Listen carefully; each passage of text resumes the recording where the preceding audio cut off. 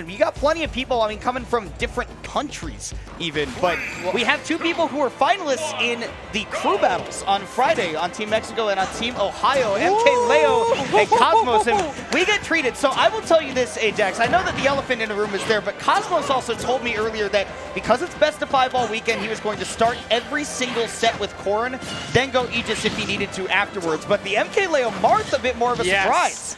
We've seen the Joker all weekend. We were told we would get the Marth as well. The Marth has shown up in the Swordy matchup. Now, of course, you want to have space away from Corrin. Out of shield game is great. The ability to frame trap you like crazy is great. But when you have things like Dolphin Slash or the ability to space away, it's not going to be as easy to find those safe aerials on shield like Cosmos normally could get away with Corrin. I mean, you talk about Corrin, you think about a character that dominates both anti-air and air-to-air, but right, Marth can occupy a pretty similar threat zone. The difference being that he is also a very floaty character, and that is something that Corrin can generally prey on very easily. So we're going to have to see if that's what Cosmos' game plan is going to revolve around. But here at the start, right, they're mixing in a lot of both their grounded and their aerial options, which, you know, in that game one, you're going to see a lot of MkLeo not able to connect the full Dancing Blade, nor either of the double hits of the Nairs. And again, when you're fishing for the tippers, it's tough. That's very surprising you didn't get that second one there, because usually that first one falling down will allow you to perfectly space a full hop and get the follow-up afterwards. So 151 and 110, a short hop up air from Corrin can get the job done pretty soon,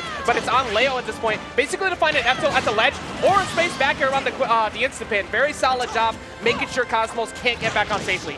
Yeah, I love the way that Leo maneuvers ledge trapping with this character, because he always makes you feel like you've got the wrong option ready to go, and you see him just dancing right in between that range where Cosmos can threaten him right off the ledge, but dance around enough, and again, Corrin can really contest that kind of air-to-air scenario. Yeah, it may not be the auto-win neutral button it used to be, but it's still so fast, and if you're short hopping all the time, eventually you're going to make a mistake in front of it. But not many mistakes in that regard on Leo post that first stock. It took a while to get the first one on, but he's already got 83%, and again, another shot, falling short hop, one hit of Nair into maybe an F-tilt or a space forward smash should just do it at the ledge.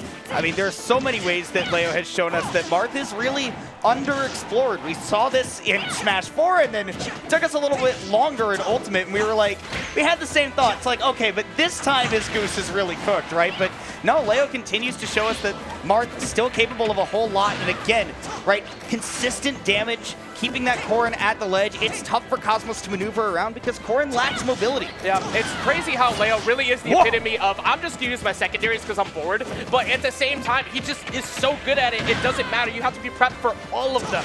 And Leo is once again dominating the aerial game. You have to be able to win the short hop war between these two, otherwise you're not gonna come out on top. And that's one of the things that's gonna be really tough, because Leo's movement is so clean. It's not the flashiest like you see out of players like Light and those kinds of guys, but Leo's movement is very clean. I mean, he spent so much time practicing that he is not going to miss too many of the inputs that he's going for. And again, when you're looking at those short hop falling aerials, when you're trying to space out those tippers as Marth, extra important. I will say, kudos on Cosmos as well all weekend. Majority of the time, when he gets into these Game 5 scenarios, sometimes we can see him falter because of the pressure being on, but he's not faltering this weekend. So far, it's been good. I am so sorry, Cosmos, that I somehow cursed you so hard. I tried to hype you up in one moment. One time, bro. One time I tried to hype you up, and then you do that? Come on, man. Why do you do this to me? Anyways, Leo gets game number 1. You said, why you do this to me? Why'd you do this to him? I don't know if I've ever commentators cursed someone harder than just that. That was I don't know if it's ever been worse than that. That was literally instant. Like, there was no, like, delay, like, oh, hey, you said that a couple seconds ago. It was literally, I'm trying to remember what the stand name is. It's like, it's crazy his talk. foot went through the side! Actually, the game was tired of me, apparently. But look at Leo's face, too. He's like, what you doing? Hey guys, it's VGBootCamp's very own Logic here. I hope you're enjoying all the great tournament action, but I want to tell you about something else that you're going to enjoy. This video sponsor, Flash Party. Flash Party is a cross-platform fighter that I've been playing non-stop since I got my hands on it. Like, no, seriously. I have almost 24 hours into the game, and I may or may not have owned it for only 3 days. Flash Party is a free-to-play game, and is officially hitting Steam January 10th. If you want to show support, use our link to go download it, or add it to your Steam wishlist and give it a try. Flash Party has the core of what you'd expect out of a platform fighter, such as combos, plenty of stages, and a diverse pool of heroes. But what really sets the game apart, aside from the beautiful animations and fun gameplay, of course, is the massive customization you can do to your heroes. The game does a great job of allowing you to adjust your character into a playstyle that's unique to you without taking away from the fundamentals I love to see in a fighting game, such as spacing, execution, and decision making. You can level up each character, which increases your base attack and defense. You can fine-tune your character with red and yellow stickers, which augment things like your speed, offense, or durability. The changes per sticker are small, but you get 5 slots for each, so together, it can make a huge difference. The most important part of the colorful system, though, has to be the blue stickers. You only get 2 slots to work with, but this is because you can do major things like change a particular move, or add new properties to a character's passive, or even attacks. This is a unique addition to Flash Party, and it really allows you to set your playstyle apart from others. On top of all this, a new hero system was just added, which really takes the game to new heights. Every hero is now labeled as either an all-rounder, assaulter, powerhouse, or impeder. The assaulter heroes can cancel the end lag of certain moves generally with a jump cancel or a dash. The impeder heroes gain a buff to their throws after hitting their opponent's shield.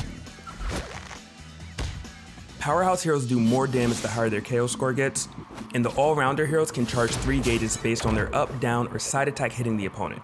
Once all the directional gauges are full, your hero can use a much more powerful neutral special. It's definitely an easy to play but hard to master game with a huge skill ceiling. You can parry, dodge, tech, like you're even rewarded with more damage for counter hitting your opponent. Fortunately though, there are plenty of game modes to choose from, so you can keep things as casual or as competitive as you'd like. There's a fun 2v2 soccer mode called Party Record. There's an everyone for themselves mode called Brawl. You have your classic 1v1 and 2v2 modes where you play against others based on your skill level, but without anything on the line. And then of course, for the competitive spirits out there, a 1v1 and 2v2 ranked mode are indeed in the game. You start in bronze and you work your way all the way up to challenger. If you manage to make it to the top 100 on the leaderboard, you actually get a title that's displayed for a week to let the world know just how talented you are. I'm sure everyone though is asking probably the same question at this point. How's the net play? Well, guess what? Literally all of the gameplay footage that you are seeing was recorded from my live matches in the 1v1 mode. I've been playing strangers left and right, and this is one of the best online experiences I've ever had. Of course, playing the game's fun, but what would be even more fun is if you looked good while doing it. Flash Party doesn't miss a beat here and has a plethora of skins to choose from that let you play in style. A few of the ones I like are Cupid Squirrel Cub. Like, look at baby Cupid right here. This is adorable. You see the ears, playing the piano, the glasses? All right. And also the Count Dracula for Thanatos. Definitely a different vibe, Halloween-ish. Hopefully you're not afraid of the dark. Keep the lights on, it's all good. But my favorite skin has to be the Ultraverse College Girl for Kamiki Yuri. I might be a bit biased. This is my current main. Red's my favorite color, kind of getting Demon Slayer vibes here, you know what I mean? But if you see someone named Logic using this skin, it's probably me. So there you have it, guys. Flash Party is a game that I've been thoroughly enjoying, and I highly recommend you give it a try. It's free to play and will officially release on Steam January 10th. Show your support by using the link in the description to download it, or by adding it to your Steam wishlist. Enjoy the rest of the match. See ya. Bro. Oh my god, dude. The faces that Leo's been making this weekend too, like he's actually been pretty exuberant as far as things go this weekend, right? It hasn't even been all business. He's really been enjoying his return back to Smash. It's definitely been interesting too, because after getting seeded 3rd this weekend, he definitely felt some type of way about that, but it was all best of 5, so that's already a natural bump to him.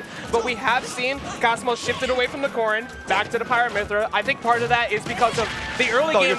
You're not making this back. There's no shot. Even after that, you can just counter this, you can try to push it away consistently. And yep, that's going to be a free edge guard for Leo. Yeah, I mean, after you saw Cosmos burn the double jump so early, Leo catching that out. Again, we've talked about it. This is the problem when it comes to playing Aegis, right? Is that recovery is very exploitable. It's one of the things that Leo has also not enjoyed about the character. And you can see he's got those weaknesses down pat, getting off to that early lead. And this is another problem with that strategy that Cosmos is going with, right? That, yeah, he's getting his core and a lot more tournament experience, but also they're going into game 2 with the Aegis not completely warmed up, and that, I think, did play a factor into that first stock. I think a big part of what's going to be difficult for Cosmos, too, is that he has to, the Mythra has to work here. You can't go, like, Pyra's good for the ledge trapping, which is going to happen right now, but you're not going to be able to win the neutral game long-term against Leo's Marth. You have to be able to win out with the Mythra, which means majority of the time you're going to get pushed into that side B situation again, and we already saw the up B got smacked away by the F-tilt. So if Cosmos can find a way around that, he might find some success. He needs to find it soon, though, because he's already taken a lot of damage pretty close to getting the first stock here, Kimona. And this is the thing that can make Leo really scary, is that once he's playing with the lead, you don't really get to play your own game plan. That's what you need against him, something solid for yourself, and Cosmos does get one with that recovery coming off the ledge. But like you said, the Mythra is going to be so key for him. And I think one of the big things that really is going to work for him a lot, and we saw it with Pyra mostly, but empty movement has gotten him a lot of mileage as far as taking the stage back from Leo. Yeah. Speaking of taking the stage back, I'm actually glad that Cosmos tried to force center there. He's already a high percent shooter. You want to get pushed to the ledge anyways, as he does fall right there. But that's why you needed to force center, prevent those edge guards, prevent you from getting pushed to a potential side B gimp. But because of the fact that he's scared of that, that double jump was pretty predictable. Wow, and speaking of predictable right there, the movement, MkLeo didn't have a lot of access to it because as he was getting treadmilled off by that platform, really ate into his available aerial drift, right? He wasn't able to get to max speed very quickly, so Cosmos was just able to track him down with that down air, and that does give him a ton of damage on a guy that has been very, very tricky to hit. Yep. One good thing, at least for Cosmos, is he has him at 115% right now, only taking 40-ish on this stock, so that's definitely looking much better if you can find this knockout soon. But Leo is just playing one-hit interactions, walk you to the ledge. There's no reason to overextend. That way I know that if I do fall, you're going to be at least 70 to 80, and he's already achieved that here on this last stock. And those one-hit interactions are a really good point, right? Because that's giving Leo the ability to not have to hunt for anything in particular. Sometimes Cosmos has to, though. He does read that double jump off the ledge, getting himself back into this game, and these are the big moments that he could potentially take advantage of. But tech situation, Leo's got him off stage again. We have seen these ledge traps time and time again be very effective. That was a really good mix-up by Leo, too. He's only gone for dare in those spots, expecting him maybe to tech in place or try to use get-up attack. Finally chased with the forward air, and now that's a free punish on that get-up attack, especially with Town and City. That's going to get the kill, and now Leo moving up 2 games in a set. Now you can see, I think that they're going to say run it back, right? Go right on back to Town and City right there. But Leo has got his thinking brain on because he realized a couple of those moments in that game. I mean, you were talking about it, right? The single hit interactions working out really, really well for MkLeo. And even this ledge trap right here, all he needed was to see which option Cosmos was going to go for on one and then punish it right back. But the problem is that Cosmos has been getting a lot of those big openings by hunting for those particular openings. And right now what's on MkLeo's mind, doubtlessly, is how do I stop him from getting those big combos? That was really good timing at the end, so I didn't even catch how Leo had just positioned himself to look like he was going to land, but not quick enough to get hit by that get-up attack as he jumped towards the ledge. That was a pretty solid bait by him once again, which is the most dangerous part about him. You mentioned it before. His movement in and of itself is so much pressure just alone. He doesn't even need a swing, and you're more inclined to want to press the button for it. That's why as the games get further on and he starts getting more passive, he finds way more interactions out of shield because you think that you have to beat the movement, but he already knew and he already moved up and got right position to push you to the ledge. And his timing mix-ups too are what really make that movement shine, right? Because it is clean movement. He can usually go where he wants to, but mixing up when he is going to go where he's going to go not only gives him an extra beat to react, but it's also very hard for you as a player to predict where he's going to be. And that's what Cosmos really needs to get in tune with here in this game 3, right? It's even, but he needs that big opening. And look, again, Leo taking that extra beat, just having so many moments to react to where Cosmos is going to be. Like, Cosmos definitely looking better here with the, going more Pyra so far in this game, even though it's been at higher percents for a little bit now. It looks like he's giving at least some fear to Leo to try and space him out. But Leo's answered that so far by just reacting to where his defensive habits have been. He's read multiple rolls in a row, but this is still an even game. This could go in Cosmos' favor if he catches him on a mistake like that at the ledge, but great TI to that corner.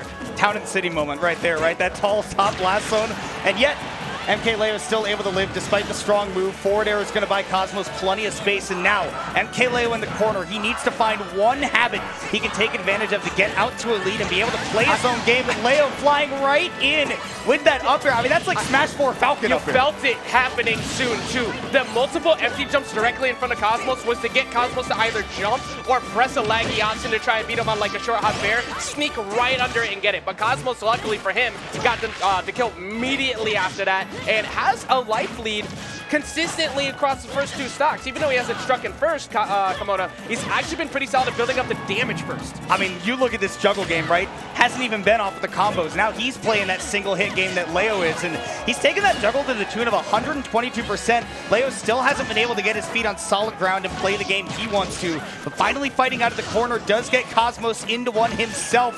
Following up with that down air is also a great move from Marth. And I mean, again, the tides turn so quickly in a match like this. Yeah, we're now at Prominence Revolt territories too, so you have to be careful. But we're going to see the switch over to Mythra. I think it's purely to force the ledge trap. Going the wrong way, though. You got to be careful about how you land. You cannot get hit by one of these space back airs.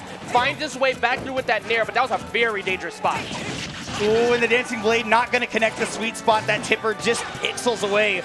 Cosmos going to be able to hang on to the stock for now, and a very aggressive landing right on top of Leo, and yet the spacing also still beautiful for Cosmos. Up smash, catching a couple of matches from Leo, and it looks like he's starting to get in tune with where Leo is feeling comfortable pressing buttons. Yeah, hopefully keep that mix-up going, because he's been going into, again, that short hop war game with him majority of the time, but Mythra actually has that up smash out of shield to get that done. That's only going to work so many times, but as long as you have that in your back pocket, it might work further down the line. Wow, and immediately getting off the ledge on the first tempo, right? The immediate moment that Cosmos is able to jump off there, aggressive with that forward air. Leo, though, is going to get back to stage first after Cosmos lifting that edge guard right there. And again, the Marth in the center stage, but Cosmos' pressure this game has been phenomenal. Yeah, his shield discipline's a lot better. He's not falling for Nair 1 mix-ups into up tilts or up airs or anything like that. So Leo's forced to try and find that straight hit, and he's taken 87 in the midst of that. His back throw will line it up, though. He's going to switch over, keep himself safe, but I think the short hop aerial like that Nair, but he actually plays around it. That was the first time Cosmos went for that mix-up from ledge. Yeah, we haven't seen it, and mostly because I think he's been respecting the fact that Leo has been so fluid with his mobility, right? And up throw is not going to be enough to do it, so this is just a juggle situation.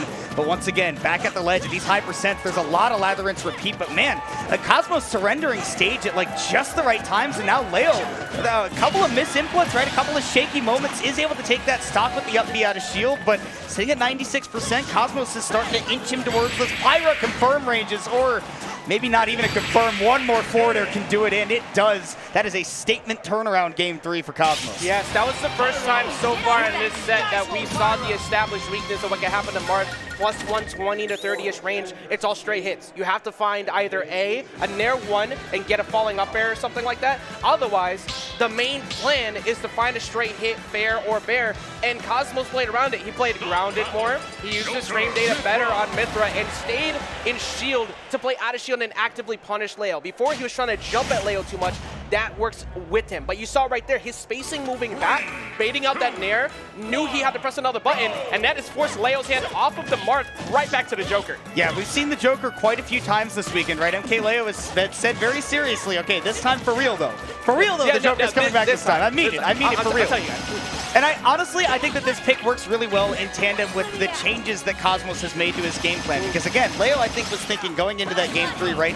How do I prevent Cosmos from getting the big openings? But Cosmos actually responded by kind of playing those one-to-one games, right? As long as I get one hit, I can keep Leo in disadvantage for a while. So now, if he goes to the Joker, he can be a lot more aggressive with that move. Yeah, exactly. I think that Cosmos slowed down the game to a point that was not comfortable for him. But now, because of the inherent pressure that you have to deal with Arsene, and not even just Arsene, his gun game has been so good. So you can high likelihood get edge guarded really early, but Cosmos with no fear whatsoever, Komoda, still keeping that same pace of play as he did last game. He went really deep on that edge guard too. It could have been dangerous, but he kept in mind, he actually phantom footstooled MkLeo while he was pulling up with the grappling hook, and that let him very safely get back on stage. But look at the loops from MkLeo. Knows he didn't have a confirm into the KO, so just reset the situation.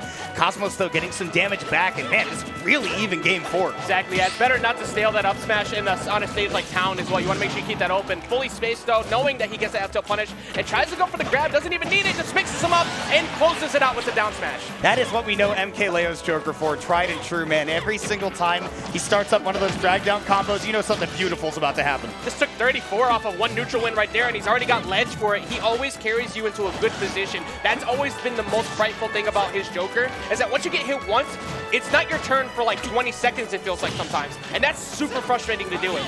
Now, speaking of super frustrating, Cosmos is about to have to deal with a second Arsene if his next hit does not KO MkLeo clean.